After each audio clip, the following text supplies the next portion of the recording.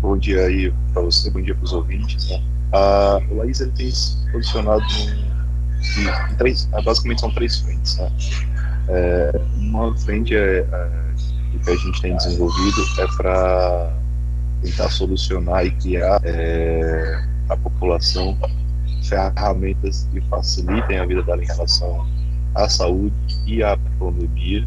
É isso. A segunda frente seria desenvolver para o gestor público ferramentas que auxiliem também o trabalho dele. Infelizmente, a gente sabe que o SUS é um dos serviços públicos mais deficitários que a gente tem no Brasil. E em terceiro momento, a gente tem buscado desenvolver, contribuir com a pesquisa na área de saúde, mas com um olhar social, né?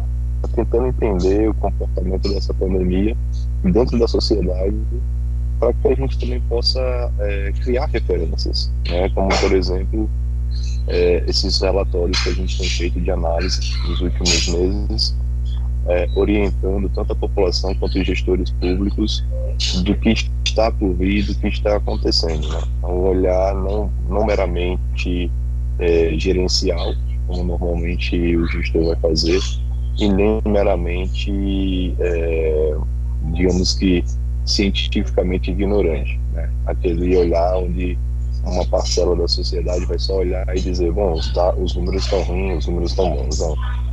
A gente tenta casar esse espaço vazio que existe entre ciência, gestão pública e necessidade da sociedade, para que a gente consiga aí criar uma ponte, criar elos, para que elas não se distanciem, né?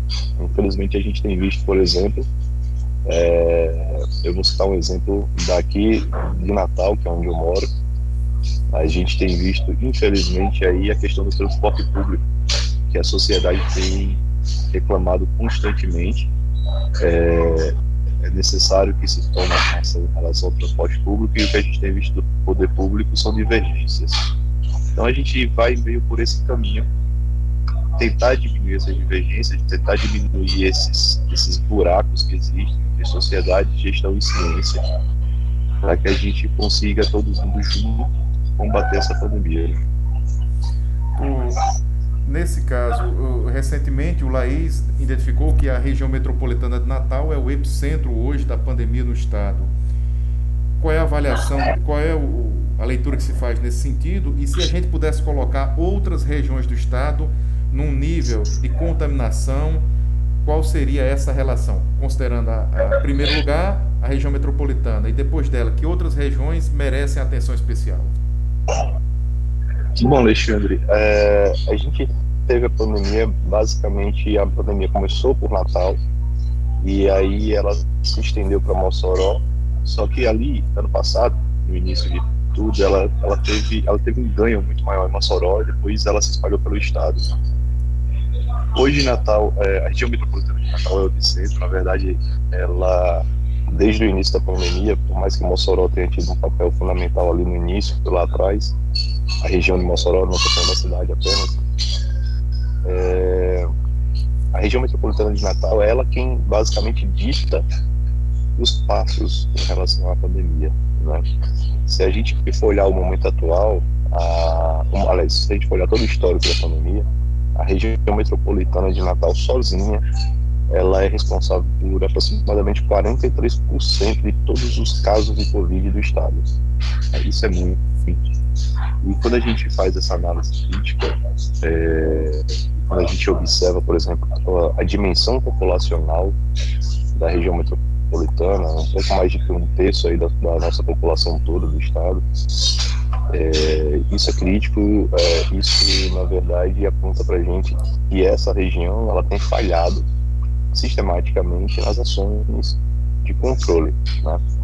Como você perguntou, se a gente for olhar de uma forma de um ranking, né, das regiões, a gente pode dizer que a gente tem a região metropolitana de Natal líder absoluta e isolada, né? Vamos fazer um comparativo aí com o futebol.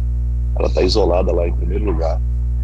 E aí a gente tem a região de Mossoró, a região de saúde. Na verdade, a gente pode estender isso, né? A gente pode falar do oeste, a região oeste inteira ali, tanto a região de saúde de Mossoró quanto a região de saúde de Cabo Ferro, e a região de saúde do Seridó, né, que seria a região de Caicó.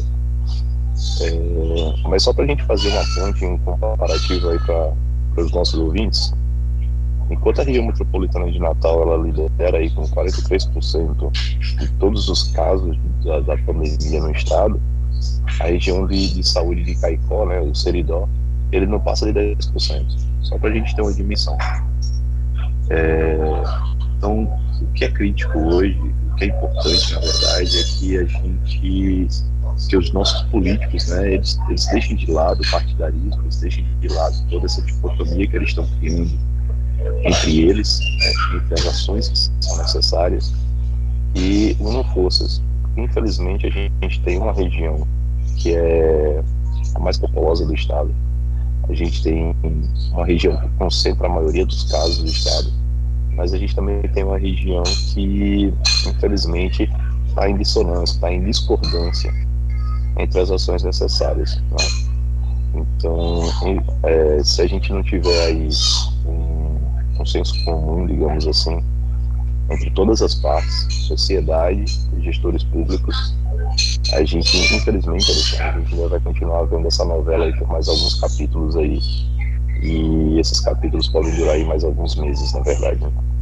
Rodrigo, a gente percebe, pelo menos pelo senso comum, de que começa a haver um número maior de infectados entre os adultos jovens, né? No início a gente via entre os idosos, hoje o número de infectados começa a crescer sensivelmente entre os adultos jovens. O Laís percebe também essa situação? Isso aí está colocado nos dados da pesquisa? Tá sim, Alexandre. A gente reparou, a gente fez algumas a gente descobriu alguns padrões novos nessas análises recentes. A gente teve um deslocamento na média de idade das pessoas, né? Antes a gente tinha uma parcela muito maior de idosos, ou seja, pessoas acima de 60 anos. E, infelizmente, essa margem ela caiu um pouco. Hoje a maior parcela de pessoas doentes são as pessoas acima de 40 anos. Tá?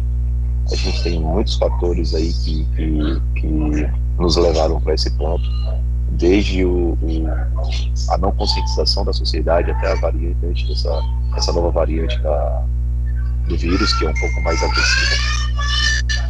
Mas uma outra informação para você, por exemplo, que a gente percebeu, pela primeira vez, né, na pandemia, hoje a fila na UTI é maior entre adultos do que entre idosos. Então, hoje eu tenho muito mais adultos na fila. Os adultos que eu falo são pessoas de 20 e 59 anos, só para a gente ficar claro, né, para os nossos ouvintes. Hoje eu tenho mais adultos na fila do UTI do que idosos na fila do UTI. E aí, você pode tentar pensar, Rodrigo, isso já seria efeito da vacinação? Infelizmente, ainda não. A gente não terminou de vacinar nem 3% da nossa população. Como a gente tem acompanhado nos outros países, a gente começa a ter efeito, a gente começa a enxergar um efeito quando a gente consegue vacinar pelo menos 10% da nossa população idosa. Então a gente precisa avançar um pouco mais para a gente reduzir isso. E conforme a gente for avançando, essa fila na UTI de jovens vai ser maior, ela vai crescer, infelizmente, até que a gente consiga vacinar todo mundo. Mas, observando o que você falou, e para concluir, sim, a gente está vendo hoje um contato muito maior entre adultos. Por isso a gente tem frisado bastante pela conscientização das pessoas, né? Essa é uma doença que ela não escolhe idade. Infelizmente, ela é muito mais agressiva nos idosos, mas ela não escolhe idade. Então, a gente tem que ter esse cuidado, infelizmente. Doutor Rodrigo, e já que nós não podemos ainda falar do impacto da vacinação, mas é nítido que esse aumento entre os adultos jovens seria impacto dessa chamada segunda onda, outras pessoas chamam de reboot também, pode ser efeito disso? Alexandre, a gente viu, desde na verdade, o início da pandemia, a maioria dos contaminados era essa população adulta. Sempre foi a maioria dos contaminados. O problema é que ela era muito mais agressiva entre os idosos, né? Entre as pessoas que já têm uma certa idade avançada e algumas pessoas que tinham comorbidades. O que está diferindo hoje, principalmente, é o comportamento mais abusivo dessas pessoas, né? A gente tem uma diferença gritante aí entre os dois momentos da pandemia, que naquele primeiro pico que a gente teve ano passado, de certa forma, a gente tinha todo o setor produtivo fechado. né? Então, a gente, a gente tinha as pessoas um pouco mais protegidas. Hoje a gente não tem um setor produtivo fechado, né? Apesar dessas medidas restritivas que o governo e as prefeituras têm publicado. A gente tem visto que ele mantém ainda os serviços funcionando, o comércio funcionando, mas hoje a gente tem uma variante mais agressiva. Hoje a gente tem o jovem adulto, né? As pessoas até 30 anos, mais aglomeradas. A gente está vendo festas, infelizmente, festas clandestinas funcionando, pessoas se aglomerando em bares, em restaurante, enfim. Resumindo o que eu quero falar, o jovem adulto, o adulto em si, ele sempre foi a maioria dos casos. O problema é que hoje a gente tá tendo aí mais liberdade, infelizmente, uma liberdade que a sociedade não está sabendo aproveitar, e a gente tem uma variante mais agressiva. Então tudo isso tem colaborado aí para que, na verdade, essa população adulta, ela acabe adoecendo do mesmo modo, mas ela acabe sendo um pouco mais agressiva, um pouco mais piorada, digamos assim. Fora os outros fatores que também existem dentro da nossa sociedade que influenciam. Para o nosso ouvinte entender, quais as variantes que nós temos hoje aqui no Rio Grande do Norte? Seria a variante amazônica, África do Sul? Como é que está essa situação? Bom, a gente não tem relato da variante sul-africana aqui no estado, pelo menos até o momento eu, particularmente, não tenho ciência disso. A gente já encontrou as duas variantes brasileiras, a P1 e a P2, aqui no estado, né, a variante amazônica e a variante do Rio de Janeiro. Tá? A variante P1 ela é muito mais forte, né, muito mais agressiva, as duas são fortes e agressivas, mas a gente tem encontrado muito mais a variante P1. O que significa, na verdade, essa variante, né? É natural que um vírus ele evolua, é natural que o vírus ele sofra mutações. Essa mutação específica ela é preocupante porque ela muda a estrutura do vírus, no sentido de que ele se torna mais forte, mais resistente. E por ele ganhar essa resistência, ele consegue invadir muito mais fácil as células do hospedeiro, né? Células da pessoa. E ele precisa dessa ação para poder se multiplicar. Então, como ele tem uma facilidade maior de invadir as células do hospedeiro, ele também vai ter uma facilidade maior de se reproduzir. Então, é nesse ponto que a gente está tendo problema. Quando o vírus ele se multiplica muito rápido, eu tenho dificuldade de atacar ele para resolver o problema, né? Eu tenho dificuldade de poder fazer com que o sistema imune do paciente responda mais eficientemente para que ele se cure. E um outro ponto é que, uma vez que o meu corpo, se eu estiver doente, uma vez que o meu corpo ele produz muito mais carga viral, eu também, consequentemente, vou espalhar muito mais carga viral no momento de falar, no espirro, né? Então, por isso que a gente tem pedido a consciência do pessoal de usar máscara e manter distância. Essa variante ela é muito mais agressiva nesse sentido, porque ela é muito mais, ela tem uma facilidade maior de se reproduzir. E por essa facilidade maior de se reproduzir, a gente acaba tendo tanto um contágio maior a partir dela, como um problema, uma ação infecciosa muito mais agressiva no hospedeiro. E aí nós temos, pelo menos lá no início da pandemia, a gente ouvia muito falar da reinfecção no Rio Grande do Norte. Tem uma realidade? Foi percebido aí com algum destaque esse processo de reinfecção? Alexandre, o primeiro caso de reinfecção no Brasil foi aqui no Rio Grande do Norte, né? Foi em Natal. A gente tem acompanhado alguns estudos recentes, são estudos ainda em estágio de análise, mas já com resultados bem robustos, que mostram que essa variante nova, ela reinfecta mais.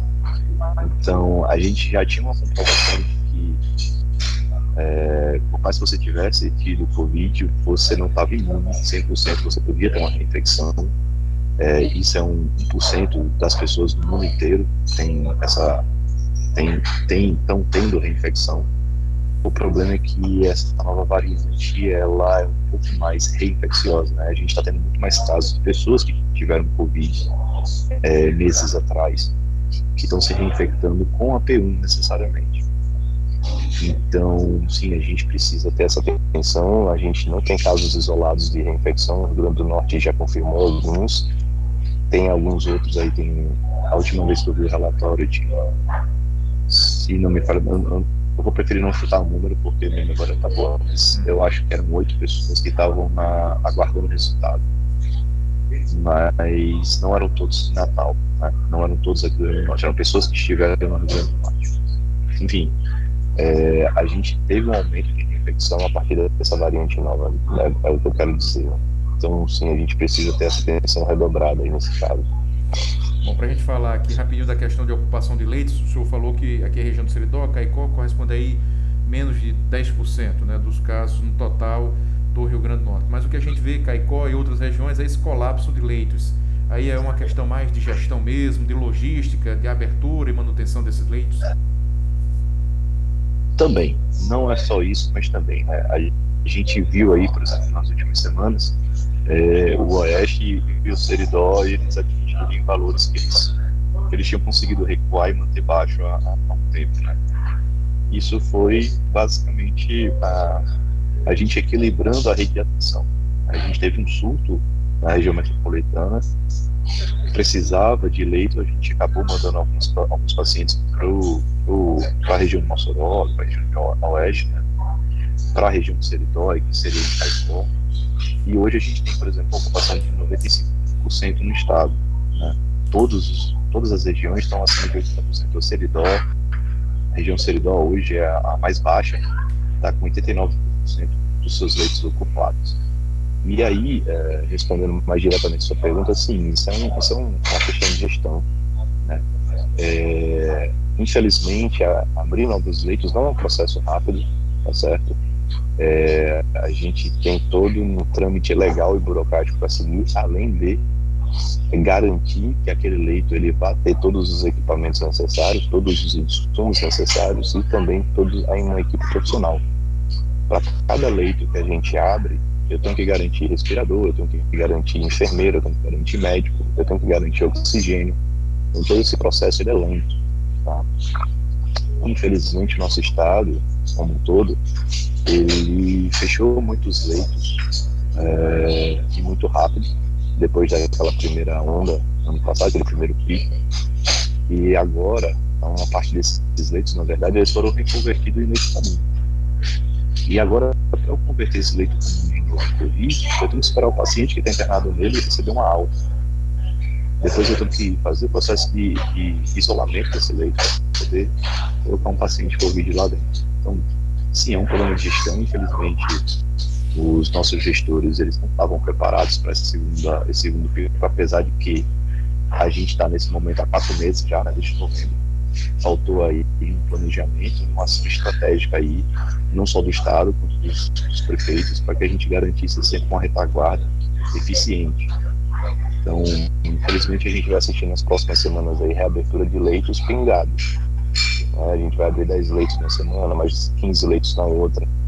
E como a gente tem visto aí na mídia, né, por exemplo, nesse momento aqui agora que a gente está falando, eu tenho 92 pessoas na fila por UTI, mas eu só tenho 16 UTIs disponíveis. Então, infelizmente, aí a gente vai ter uma boa parcela dessas pessoas que, caso se agravem e não consigam leito, infelizmente vão vir a óbito. Rodrigo, para a gente encerrar, alguns pesquisadores estimam que nós teremos no mês de março, talvez o pior mês da pandemia, considerando aí desde o início do ano. Isso é possível também aqui no Rio Grande do Norte? Isso, na verdade,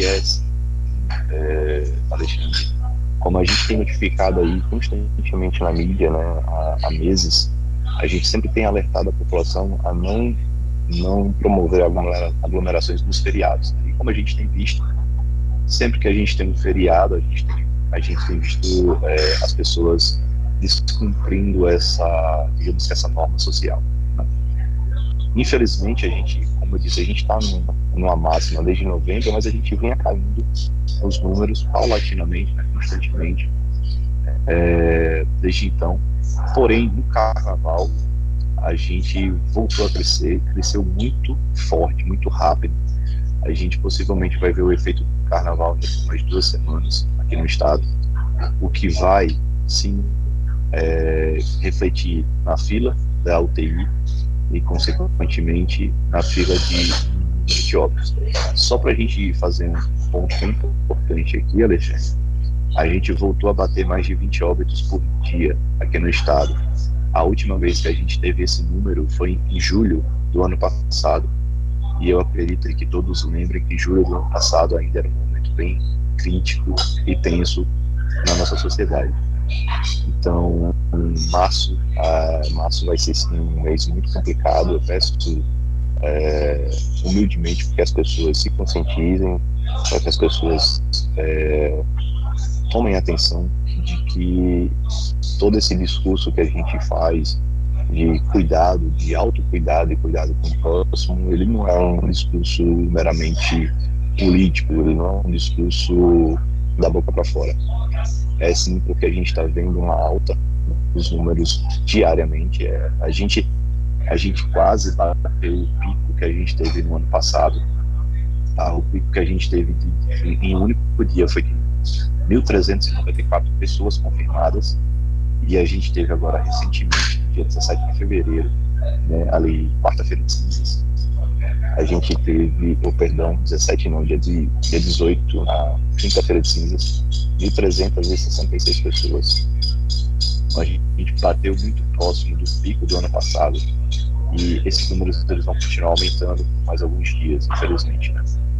E aí a questão dos óbitos também, que a gente voltou aí num patamar de julho. Então, preparem-se, infelizmente, não é um discurso, como o pessoal fala popularmente, não é para tocar o terror. Não é nesse sentido, é no sentido de conscientizar para que a gente consiga controlar toda essa situação. Obrigado, doutor Rodrigo. Alguma observação? Fique à vontade. Bom, eu acho que eu reforcei, mas vou reforçar mais uma vez, pessoal, por favor, você que está ouvindo a gente, você que está assistindo a gente, evitem sair de casa para atividades desnecessárias, né? Só sai de casa se realmente for importante você sair. E se tiver que sair de casa para resolver algum problema pessoal, para ir para o trabalho, use máscara, né? Continue fazendo uso do álcool gel, mantenha a distância das pessoas, evite praticar em objetos públicos como corrimão, né, como maçanetas. Claro que maçaneta você precisa para abrir uma porta, mas faça o uso do álcool gel em sequência e oriente as pessoas ao seu redor para fazer o mesmo, né? Só assim, quando a gente tiver alcançar uma consciência coletiva, a gente vai de fato conseguir contornar e vencer toda essa situação. A gente chegou bem próximo disso, Alexandre. A gente estava no caminho certo no ano passado, quando a gente passou do primeiro pico. Infelizmente, a nossa sociedade, uma parcela dela acreditou que estava tudo resolvido e resolveu voltar atrás. E hoje a gente está assistindo a consequência e a gente ainda vai assistir por mais algumas semanas. Então, esse é o meu recado final. A consciência é que a gente não acabe matando quem está do nosso lado.